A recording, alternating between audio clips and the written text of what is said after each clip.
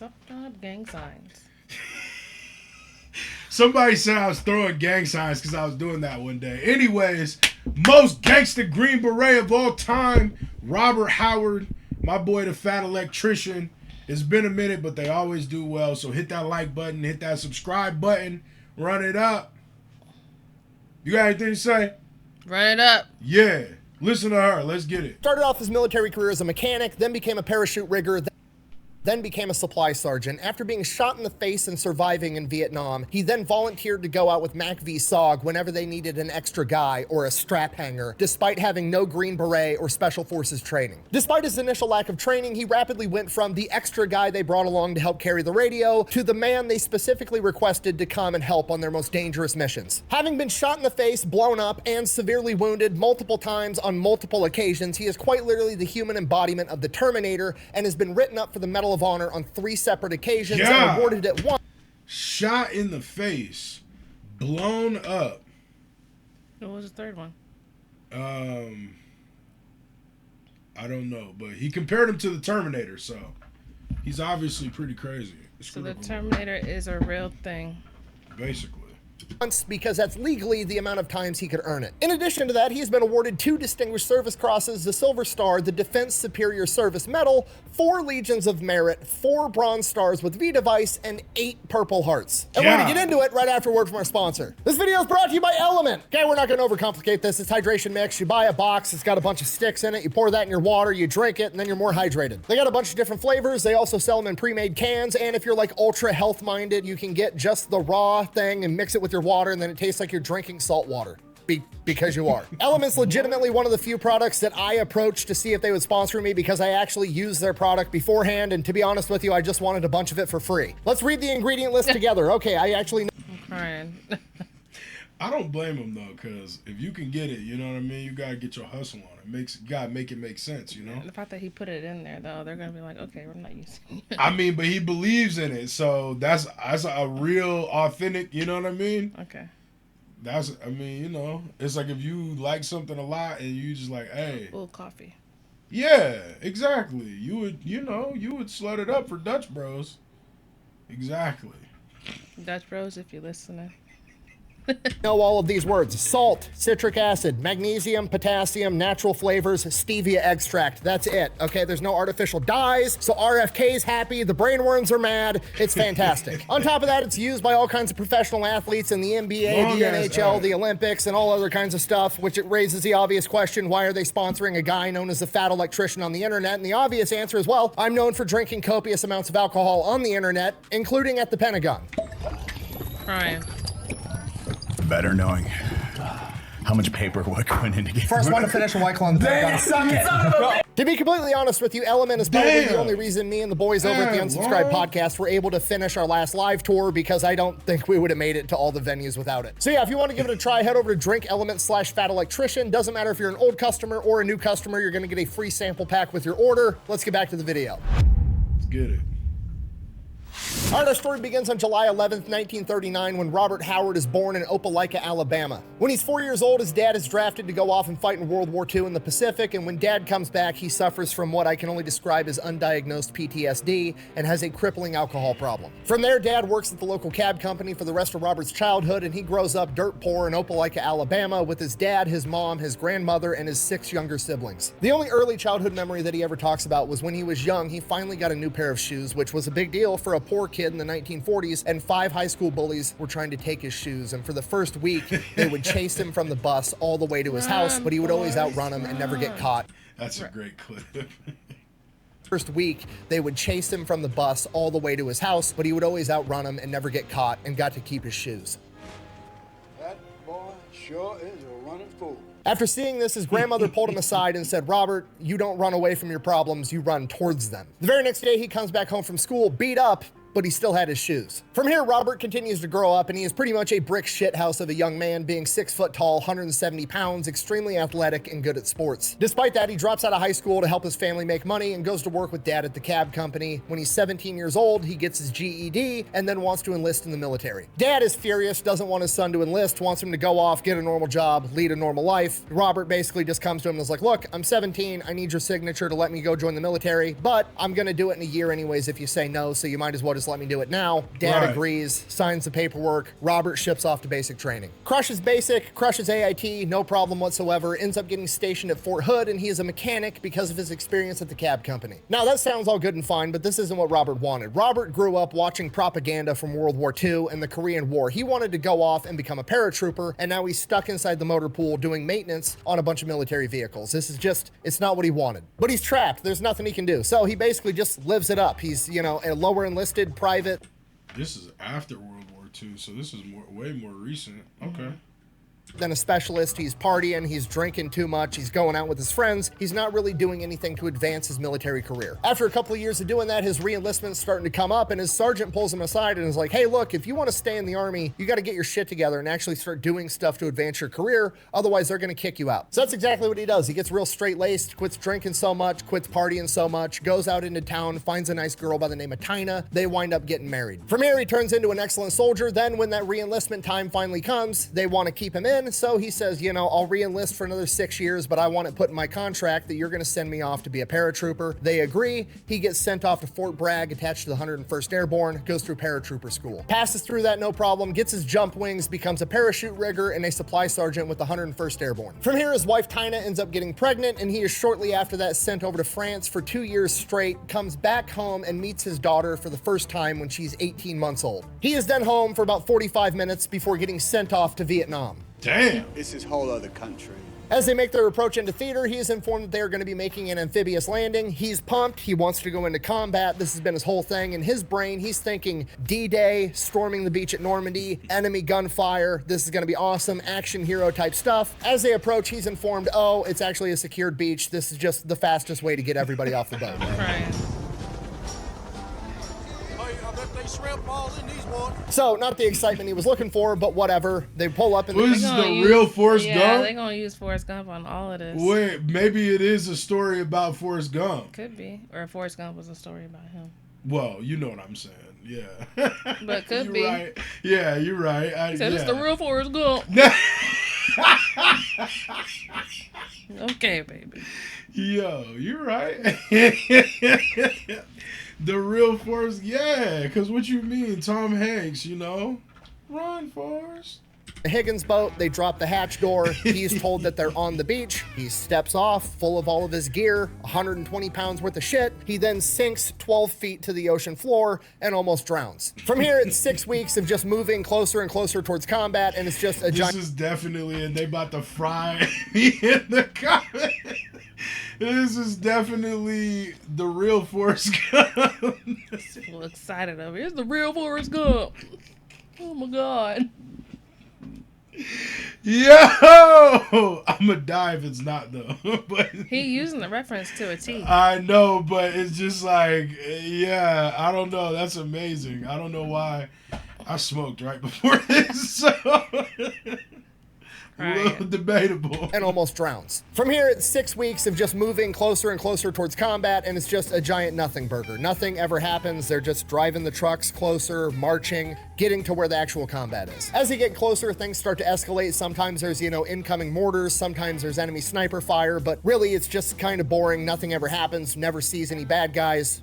Nothing. And then one day they get ambushed. Nobody was expecting it. It's a giant clusterfuck. His officer in charge is kind of like panicking, doesn't know what to do. He's froze up, not giving any orders. Howard runs up to him and is like, what are we doing? What's the plan? Guy doesn't have anything, so he's just like, point to a spot on the map you want me to defend, I'll go defend it. Gives Howard a location. Howard grabs some guys and sets off to defend that perimeter. Once he gets to his position, he starts setting up the perimeter, getting his guys set up with fields of fire, and while he's doing that, he winds up getting shot in the face with an AK-47, right in the cheek, passes through his mouth, knocks out a bunch of his teeth, and he wakes up in the hospital. And wouldn't you know it, the 50 Cent, god damn. Definitely lucky. It's crazy. Passes through his mouth, knocks out a bunch of his teeth, and he wakes up in the hospital. And wouldn't you know it, the guy in the bed next to him is actually his buddy from airborne school that apparently has went on to become a Special Forces Green Beret. They wind up hanging out the entire time while they're both recovering in the hospital. Then one day, Green Beret guy is getting ready to leave. His colonel comes to pick him up, and he recommends to the colonel, like, hey, this is my buddy, Robert Howard. We could use a guy like him out in the field. And the colonel's like, is that so? You think you want to do this? And Robert Howard is like, yeah, anything to get me into the action. And he just kind of nods and walks off. Howard has to spend a little bit more time in the hospital recovering. Once he's fully recovered, he basically forgot that conversation even happened, shifts back off to his unit with the 101st, gets there, and his commanding officer is like, Howard, there's a chopper waiting for you. They got to take you somewhere. And he's like, what? Where? He's like, I have no idea. Apparently it's Special Forces and it's top secret. They're not telling me shit, just to tell you to get on the chopper. So he gets on the helicopter. That flies him to Saigon to the Military Assistance Command of Vietnam, aka MACV. While he is there, he is offered the opportunity to assist the Studies and Observations Group, a top secret military unit that responds directly to the White House and the Joint Chiefs of Staff that the government will not admit even exists for decades afterwards. From here, That's kind of crazy, because if he was just like at the brink of, like, you know, his re-enlist, and they were just kind of like, yeah, man, you ain't been stepping it up, man. We probably gonna just let you go. And then he was just like, nah, actually, I want to go and I want to, you know, fight. And then a few weeks, well, yeah, I mean, they literally said 45 minutes later, he was just heading to Vietnam, and he just gets shot in the face. Like, that's a lot in a short amount of time. Even if that's a couple of years time span, that's a lot. You know what I mean? He kind of went from. And after he's still ready to go. Right. Like, yeah, like, what you mean I just got shot in the face, baby? I'm going home. I don't think he wants to go home. Oh, for I you. know. I'm saying me. I'm going home. Like, what? I got shot in the face, baby. You know, my body different. I know he got a whole wife at home with his kid, and he ain't even thought about kid. 18 years now at this point, and he's still out there doing. That's why you're a gangster, you know.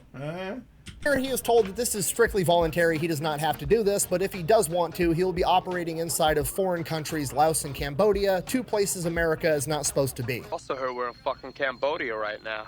Cambodia? Man, you kidding me. Because of that, on these missions, he will be going behind enemy lines with nothing that identifies him as an American soldier, and if he is killed or captured, which there is a high likelihood of, the American government will sweep it under the rug and say they know nothing about it. Now, I can only assume hearing this, Robert is like, okay, so let me get this straight. You want me, a supply sergeant, to go out with the Green Berets in a country we're not supposed to be in the most dangerous combat that you have, with a super high casualty rate, with no Green Beret training whatsoever. And the American government is like, yeah, that's exactly it. And you know, if you survive for like 6 months, we'll send you back home to America, and then you can get your Green Beret, and we'll get you the training then after you've already done the job. To which Robert is like, you son of a bitch, I'm in.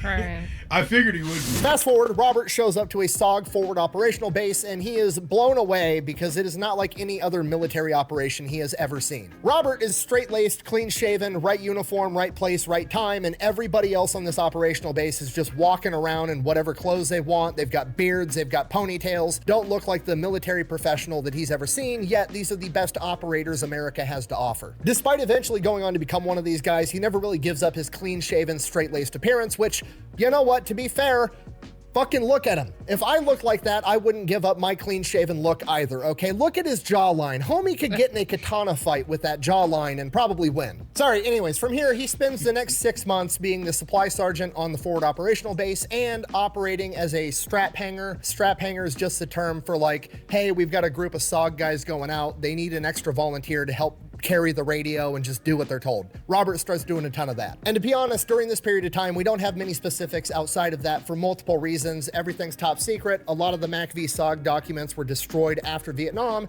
and Robert never kept a personal journal. In fact, the only reason we have stories on Robert Howard at all is because they had to document what he did to earn his medals. Everything outside of that he did is lost to time. So we don't really know what happened over this 6-month span. However, we do know that he was in combat because during this period, he was awarded the Combat Infantry Badge. From here, he goes back home and he goes through the entire Green Beret training pipeline through 1966 through 1967. And by the end of 1967, he is awarded his Green Beret. From here, he gets sent back out to Vietnam, still operating as part of SOG. He is sent to SOG Forward Operational Base 2, which is right at a tri-border area between Vietnam, Laos, and Cambodia, so they can go into both those countries fairly quickly and fairly easily whenever. Damn, that's crazy. That is pretty crazy.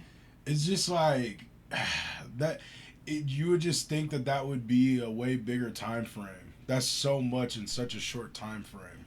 This guy was moving and trying to prove a point. Man.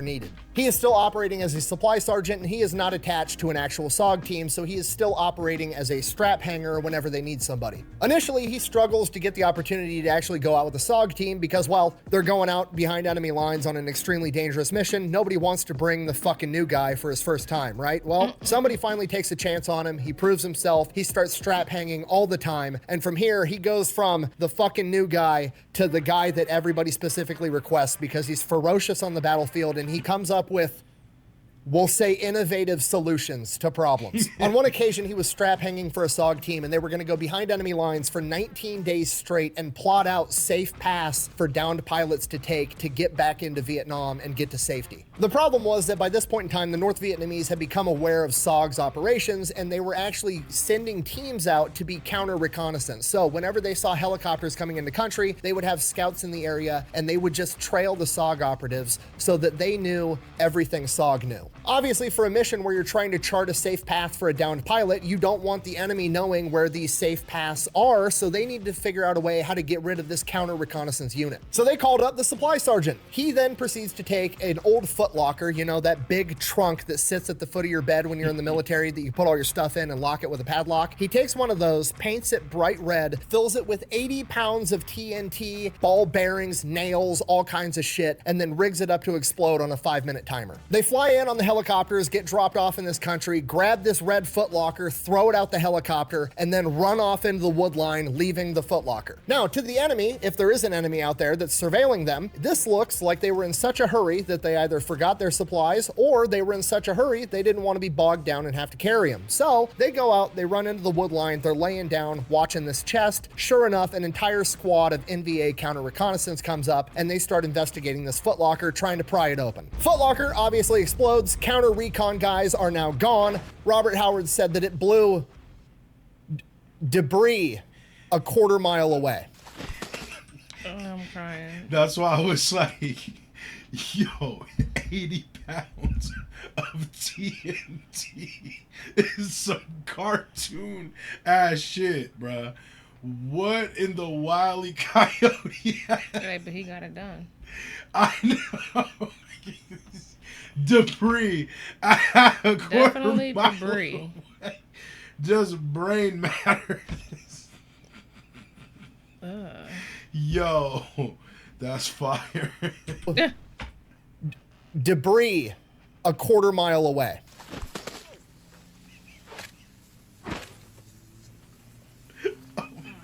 On another occasion, he was part of a hatchet force, which is a team that was actually supposed to go out and engage the enemy, and he thought it would be a good idea to run up next to a troop transport truck full of NVA soldiers. He then rigged up a claymore to explode and hucked it in the back before diving in the ditch and blowing up the entire truck. One of the SOG team leaders that he strap hung for consistently later...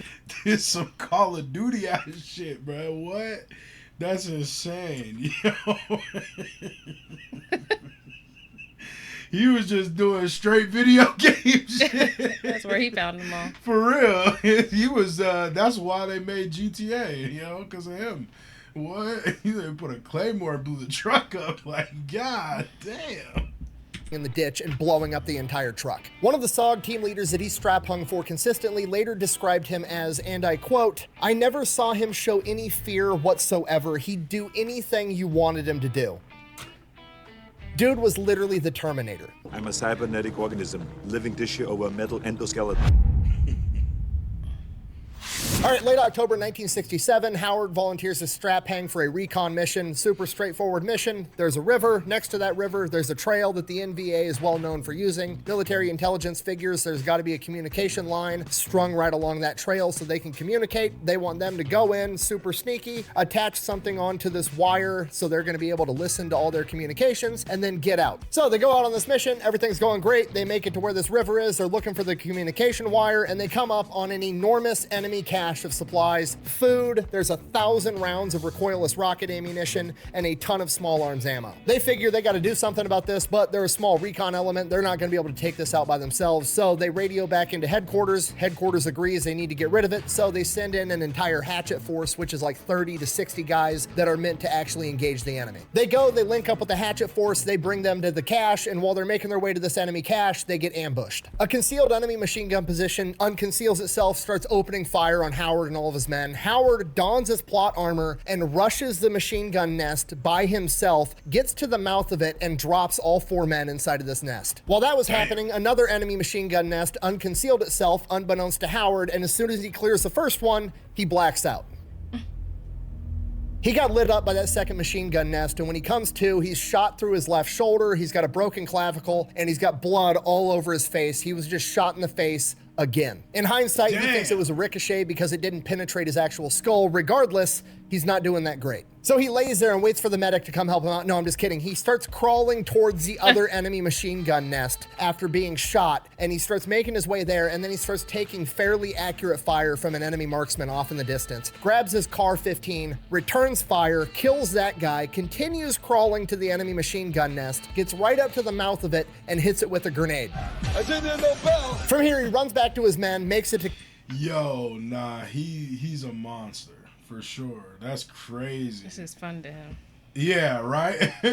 cover, and they start getting lit up by that first machine gun nest all over again. More bad guys have spawned from the jungle and manned this gun all over again. Made a mistake, left the machine gun operable, not about to make that mistake again. Looks to one of his men, says, "Give me that rocket launcher." Hands Bob the rocket launcher. Bob pops up out of the ditch, fires a rocket launcher directly at this nest, blows the entire thing up. From here, the hatchet force and everybody else moves in. They burn all the food, they blow up all the ammunition, they exfil, they get extracted by helicopter. Bob gets sent off to the hospital. Bob gets patched up at the hospital, gets out of the hospital, gets in a helicopter. They fly him to MACV-SOG headquarters with one other guy that was there that apparently did exceptional things in the battle as well. And they go into a meeting with General Westmoreland, the 4-star general that is in command of all of SOG. Westmoreland then sits him down, tells him that that was one of the biggest enemy caches they've ever found, and that this mission was an enormous success, and both of them performed incredibly, and basically does like the Godfather Mafia move of like, I owe you one. What do you guys want? First guy tells General Westmoreland he wants to get commissioned as an officer and go off to flight school because he wants to be a pilot. General Westmoreland's like, done. Turns to Howard.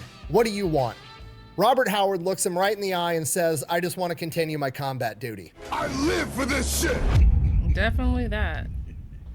From here, Bob gets back to SOB2, continues his duties as a supply sergeant, and the base commander informs him that he has written him up for the Medal of Honor. He would not wind up getting awarded it, though. It would get downgraded to a Distinguished Service Cross. Second week of December, they think they know where a battalion headquarters is for the NVA. They want to send in a big team and take them. I wonder why. You got downgraded? Yeah. I don't know. December, they think they know where a battalion headquarters is for the NVA. They want to send in a big team and take them out. Basically, they're going to send in a team, get eyes on headquarters, call in an accurate airstrike, blow the entire thing up. That being said, they're expecting heavy contact, going to be a super dangerous mission.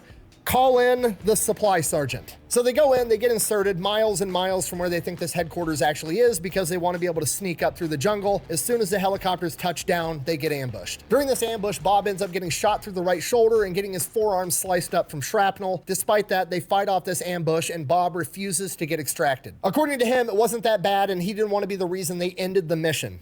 I am a machine. From here, mind you, after being shot and hit with shrapnel and getting attacked by an ambush, they then proceed to walk 2 days through the jungle to get to where they think this battalion headquarters is. So Bob and the other 9 guys in this 10-man element make it to where they think it's at. The headquarters is there. They start observing, they're looking around, they're seeing what's going on, they're watching everybody, getting intel. And they come to the realization, this isn't one battalion, it's 2. It is now 1,000 versus 10. But that's okay, it's not a big deal. They're not trying to engage the enemy in a 10 versus 1,000 battle. They're just there to call in the airstrike, which is exactly what they do. They call in the airstrike, a bunch of enemy soldiers take off running into the wood line, abandoning their HQ. They blow the HQ all to shit, at which point the airstrike is done and Bob's looking around like, they fucking missed some. So Bob goes in there, brings the other 9 guys with him, and they burn down all the rest of the buildings and tents and blow up the rest of the supplies. Then they hightail it out of there. As they're headed back to the extraction point, they run into a bunch of the soldiers that had abandoned their HQ, and they adopt a defensive position, get in a huge firefight. Over the course of this firefight, Howard and other estimates say somewhere between 30 and 40 NVA were killed. Helicopters show up to pick them up, everybody starts boarding the plane, and wouldn't you know it, Bob, aka the only guy that's been fucking shot and blown up, is the last one to get on the helicopter. A few days later, on December 10th, Bob would be awarded the Bronze Star with V device for his actions during this mission.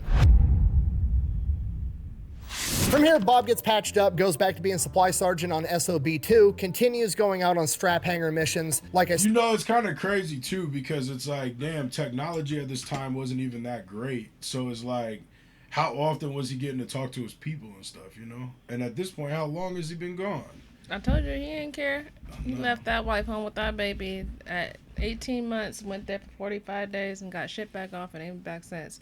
They're about to be 18 years old in a second. Watch. He a deadbeat. I would just wonder if they had marital problems, if that was the case. Something. During this mission.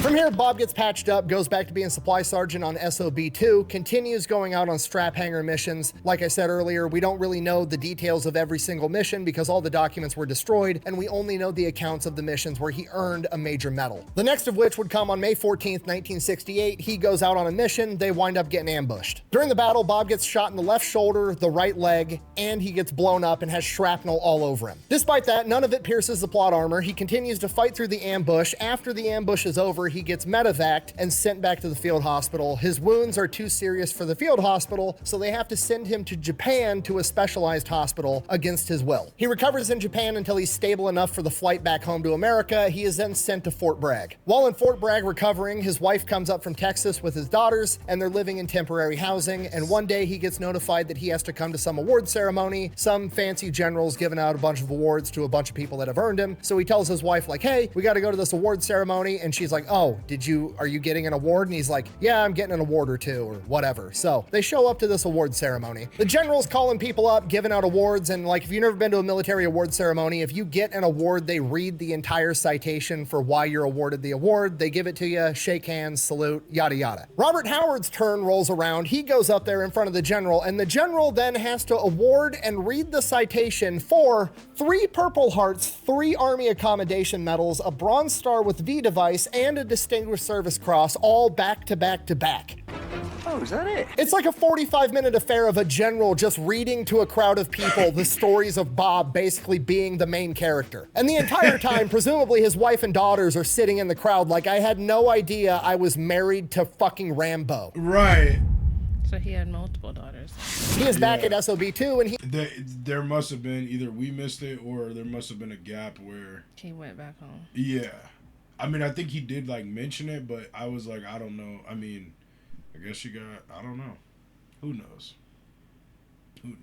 He is no longer a strap hanger and supply sergeant. He is a full-fledged SOG infantry guy, and he's going to be leading teams. By November 10th, a SOG team goes out on a mission. They end up getting pinned down and are not able to get extracted. The best estimates is this is not conventional NVA forces. This is some type of special unit that has been brought in to go toe-to-toe with SOG, and they need to go in there with a bunch of more guys and finish the job. This mission would go on to become known as Slam 7, when a massive SOG force, 115 men, all go in to help recover this team. So the choppers come in, and they're taking fire in the landing zone immediately. Howard jumps out of the helicopter when it's still 15 feet above the ground and starts returning fire, killing 2 enemies immediately. They continue fighting through this ambush. They make their way to this SOG recon team, and it's a scene out of a horror movie. All of the members of this recon team have been executed. Every one of these guys was severely wounded in battle, and then they were executed by being shot in the head by the NVA. While other men are still engaging the enemy, Howard and some of the other leaders on the ground are examining the bodies. They're going to recover the bodies and Howard notices that one of the men's eyes is tracking him even though he's been shot in the head, in addition to having 19 other gunshot wounds. They call the helicopters back in, they start coming in, they're loading up the bodies and all the wounded men. The helicopters are taking off, and one of the helicopters ends up getting shot down by massive anti-aircraft guns. Their best guess is that it's an anti-aircraft setup on the back of a half track. So then they go, they rescue those guys, get them out of there, and then they call in for orders like, hey, there's heavy anti-aircraft guns. What do you want us to do? Thinking they're still gonna get extracted. The whole point of coming out here was to recover the men or the bodies of the men. That's what they've done.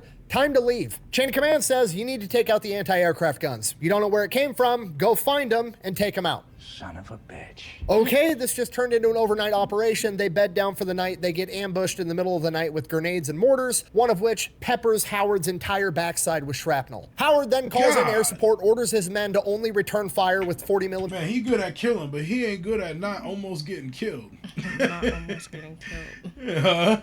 Not almost getting killed. For real, like he done been shot and beat up 100 times. Backside with shrapnel. Howard then calls in air support, orders his men to only return fire with 40 millimeter grenade launchers because that's not going to give off a muzzle flash, giving the enemy their position. Airstrike comes in, the NVA leaves, they're cool for the rest of the night. The next day, this massive element of about 100 men now is still moving, looking for these anti-aircraft guns, and the entire time they're just thinking like, this is too big of an element, we're too far behind enemy lines, this is a horrible idea. Day after that, they're completely out of supplies. They need food, they need water, they need more ammunition. None of these guys were planning on this being a multi-day operation. So they call in a supply drop, they get the supplies, they got food, they got water, they got ammo. The only problem is they're behind enemy lines, and now the enemy has a general idea where they're at because they saw the supply drop. Right. They get surrounded by the NVA, they have to hunker down, a massive firefight ensues, and they have to call for extraction or they're all gonna die. Helicopters start showing up, they're getting the wounded on board first, they're starting to get some guys out of there, and then like the third helicopter gets shot down, and now they have to go rescue those guys too. So Howard leads a team and they go rescue the crew from the downed chopper, get them back while they're still loading choppers and getting people out of here. Remember, they got 100 guys and you can only fit so many on a helicopter. They're trying to coordinate the choppers landing in between waves of NVA attack. That way the choppers aren't getting shot down while they're in this massive firefight.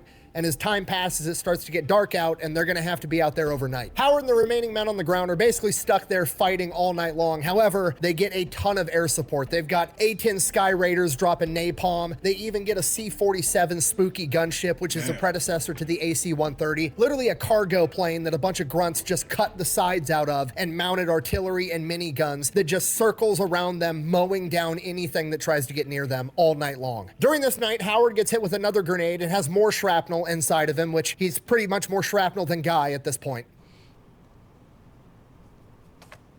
I am Iron Man. Finally, morning comes around, it's foggy as shit out, the battle's died down, it's really looking like they're gonna make it out of this alive, and through the fog, there's two silhouettes coming towards them with their hands in the air, and it's two NVA soldiers. Howard and the commanding officer both yell, "Don't shoot," because if they're surrendering, we want to take them in for intel because very few NVA soldiers have been captured to gain intel. Unfortunately, with this massive SOG element, there was a large contingency of indigenous people that were fighting alongside SOG, and those guys did not listen and shot both of them immediately. At this point, Howard's pissed, the commanding officer's pissed off, and they're just like, fuck. They're waiting on the choppers to come, and after a couple of minutes, another silhouette comes walking forward with his hands up. It's another NVA trying to surrender, and before anybody can react, Howard jumps up and sprints at the guy and literally picks him off the ground, throws him down, makes sure he doesn't have anything on him, and then carries him back into their position. From here, they get extracted, they make it out. Howard actually has to go to a bigger hospital because the little aid station on their fob isn't big enough to handle his injuries, so he gets sent off to the hospital. While he's there, he finds out that that is only one of 3 NVA that have been captured by SOG in years. And the intel that they gained from him, And they could have had 2 more. if it wasn't for the meddling kids.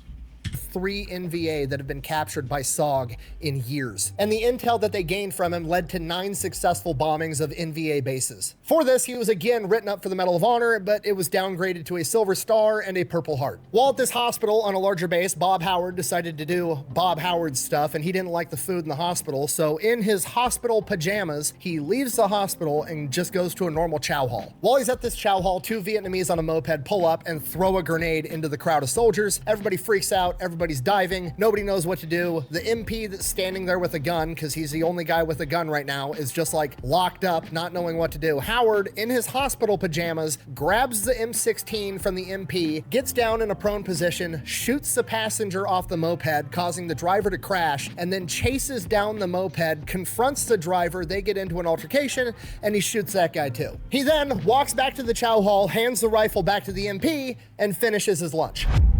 Yeah, savage. So Howard recovers, gets back to SOB2, starts going out on missions again. His next big mission is to go out and recover a SOG operative that is MIA from a previous mission. So they go in with helicopters, and as soon as the helicopters come out, they start getting lit up by enemy gunfire. It's an ambush. They are using this guy as bait. Howard ends up making it out of the helicopter. He estimates that there was probably 2 platoons launching this ambush, and in the first opening seconds, 8 NVA soldiers got killed. In the opening minutes of this battle, Howard gets hit with an enemy grenade up close. It launches him 10 feet down a hill, and he is now unconscious. When he finally comes to, he wakes up and he sees red. Not like he sees red, he's angry and he just drank a Monster Energy drink and his name's Kyle and he sees a bunch of drywall red. No, like that's the only thing he sees is the color red, and for a minute he freaks out thinking he's been blinded. He still hears gunshots and explosions going off all around him. All hell's breaking loose. He has no idea how long he's been unconscious. He starts... This is him turning into Daredevil.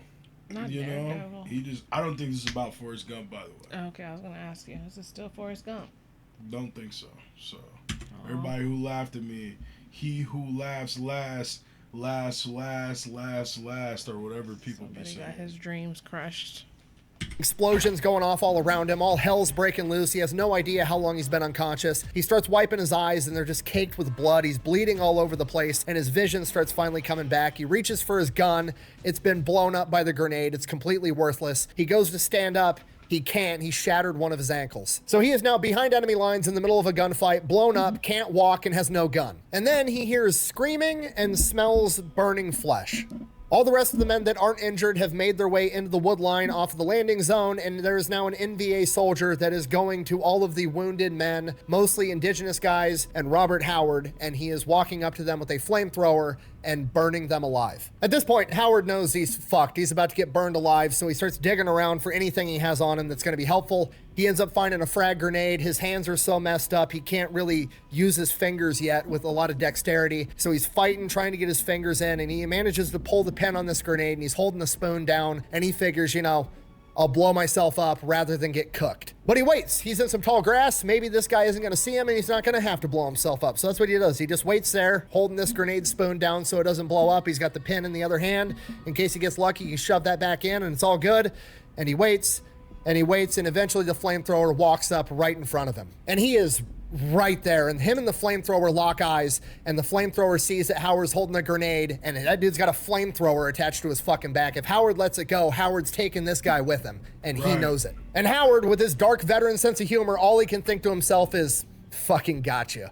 And this flamethrower and Howard are just looking at each other right in the eyes. Howard's got this big shit-eating grin on his face like, I'm gonna take you with me. And eventually the flamethrower just kind of nods and starts to step backwards. And as soon as that happens, the SOG guys in the tree line see the flamethrower and start shooting at him, and he takes off running into the tree line. Howard throws the grenade after him, has no idea if he hit the guy or not, turns around and starts crawling towards his men. And the crazy part, in his head, he wasn't thinking, I need to get to my guys to get help for me. In his head, he was thinking, I gotta get to my guys, they need my help. Which is the most main character energy shit ever. On his way there, he comes across his lieutenant, who's alive, but in worse shape than he is, really shot up. And he gets his web gear off, throws that next to him, and starts rendering first aid. And then an enemy bullet hits the LT's web gear and detonates the ammunition inside of it, launching Howard and the LT all over again. He loses consciousness.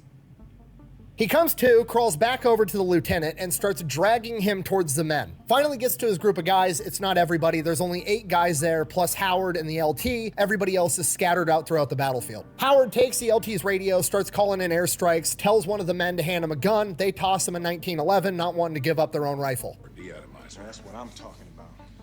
Noisy crickets. As he's calling in these airstrikes, a squad of MVA charge their position with bayonets, wanting to take him alive. Howard ends up shooting 3. His men take out the rest. Howard's still on the radio. They're sending in gunships. As the gunships are approaching, one of the indigenous fighters that's with him ends up taking a bullet to a smoke grenade on his web gear, freaks out, throws that off of him, and over the radio, Howard hears, "Where are you in relation to that purple smoke?" And Howard's looking at this in front of him is just like that.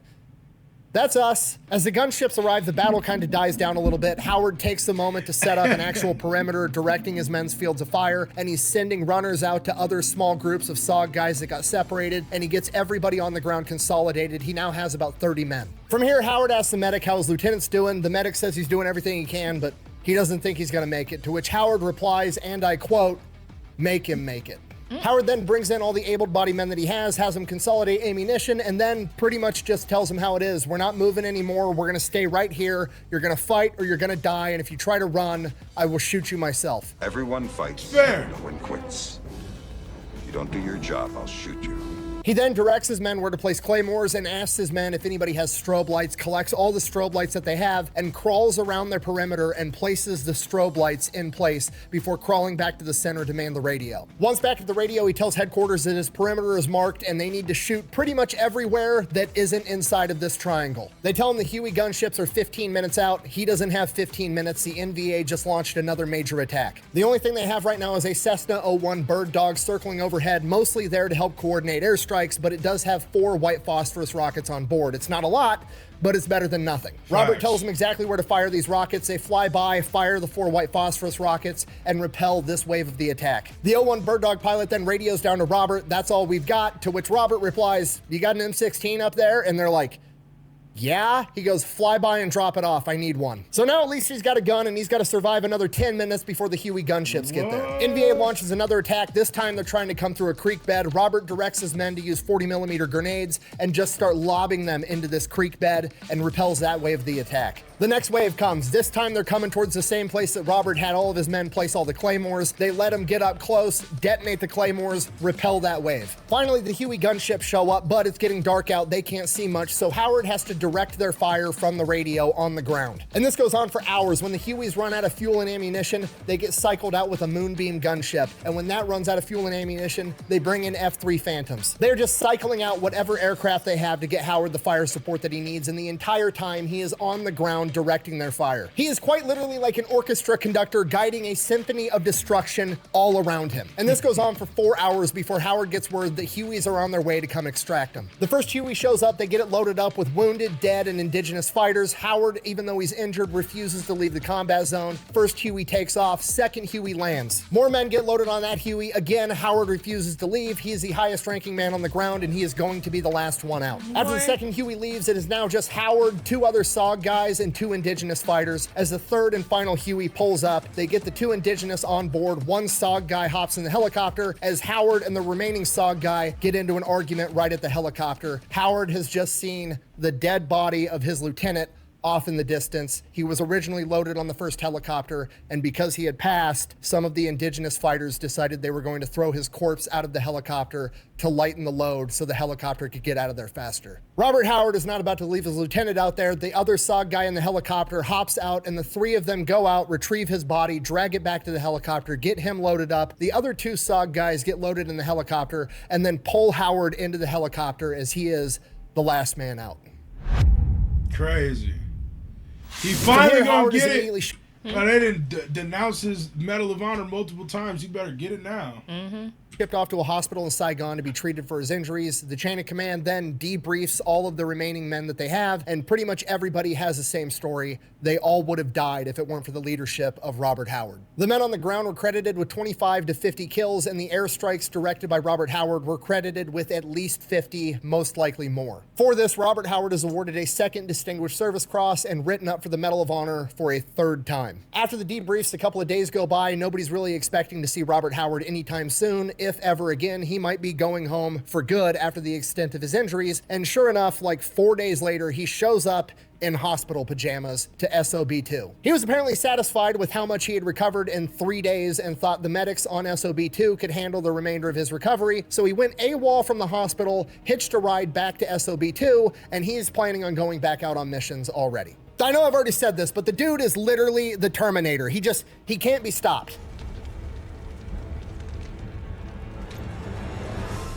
I'm back. The chain of command is like, Insane. look, Bob, look, you're hurt. You're recommended for the Medal of Honor. You're not going out on missions. You're going to be the training NCO and whoop everybody else into shape because you obviously know exactly what you're doing. So he spends the rest of his deployment being the training NCO for all the SOG operatives going out on missions, and apparently he was a complete hard ass. He had all of his guys out on the highway in Khartoum running to be in shape, and they're like, the base has been attacked before. We're going to get attacked while we're out here jogging. This isn't a good idea. Bob didn't really care, didn't listen, and then one time they take some indirect sniper fire. Nobody got hurt, and surely at this point, Bob's going to reconsider. There's not going to be any more jogging along the highway. Nah, Bob just orders that they all start jogging with loaded guns. Bob finishes up the remainder of his deployment. Then he is basically voluntold that he's going to go off to become an officer. So he goes back home to the States and has to go through the officer's training course with literally new guys fresh out of college.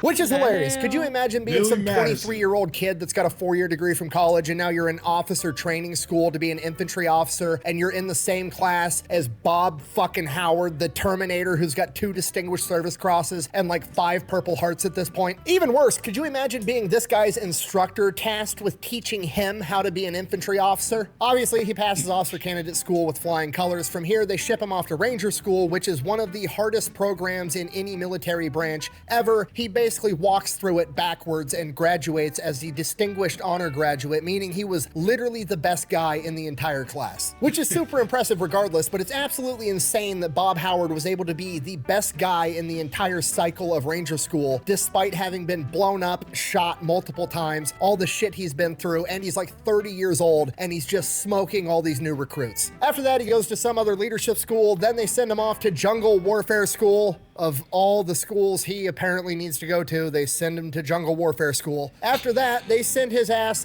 back to Vietnam, to Khartoum, to SOB2. And the crazy part, he's pumped. He wants to get back and start going out on missions. He gets there, he's told that he's still waiting for the Medal of Honor. They're not gonna be sending him out on missions. He's gonna resume his role as training all of the new guys. From here, he does a great job. He knows when a guy's ready to lead the team. He knows when a guy isn't. He's training these guys, toughening them up, getting them ready. Sometimes he takes it a little bit too far. There was one time he loaded shotgun shells with rock salt and was shooting it at people. It was Vietnam. It was a different time. Stupid.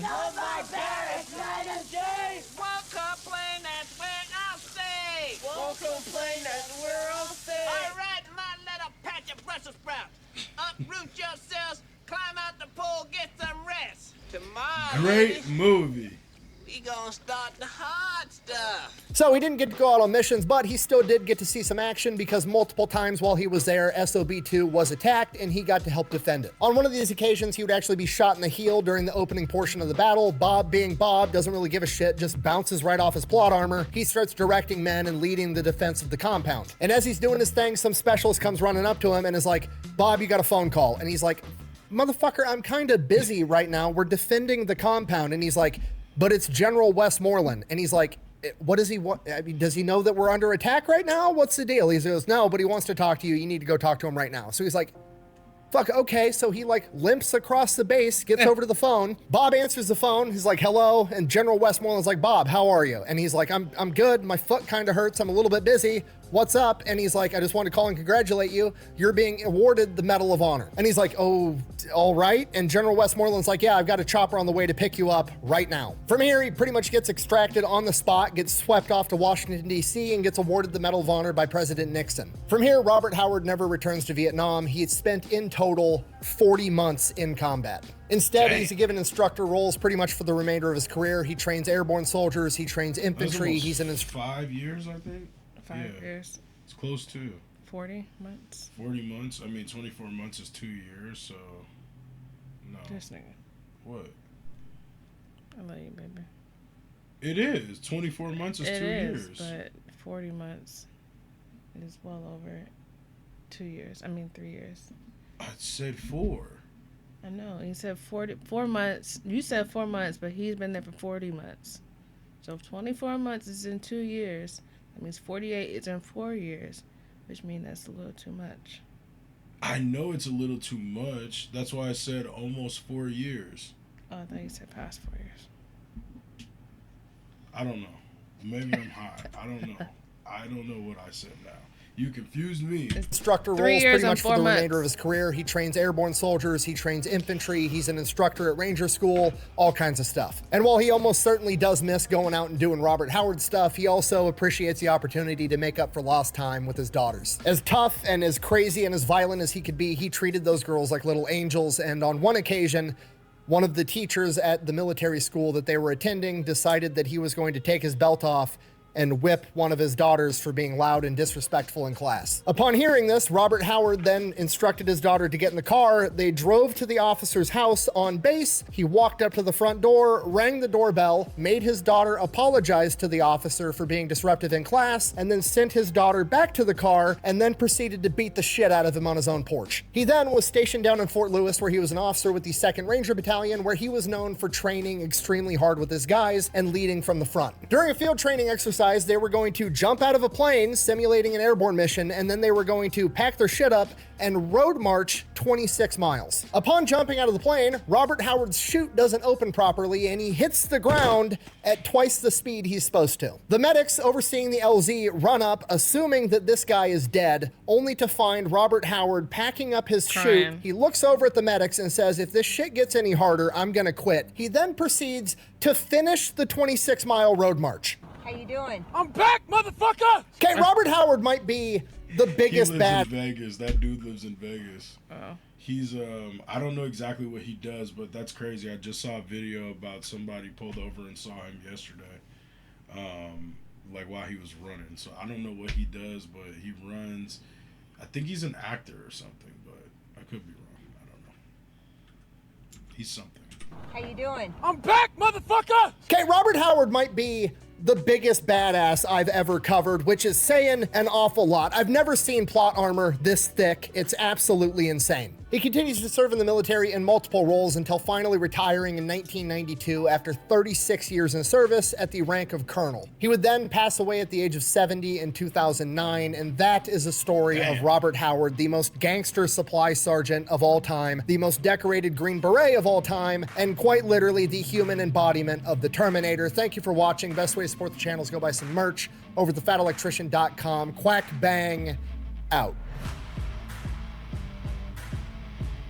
Oh, and then there was a story of when his son-in-law asked permission to marry one of his daughters, and he said, and I quote, "As I extended my hand to shake his, it was the largest hand I had ever seen in my entire life. He then proceeded to tell me, I know why you're here, and you have my permission, but know this, if you ever hurt my daughter, no one is ever going to find your body."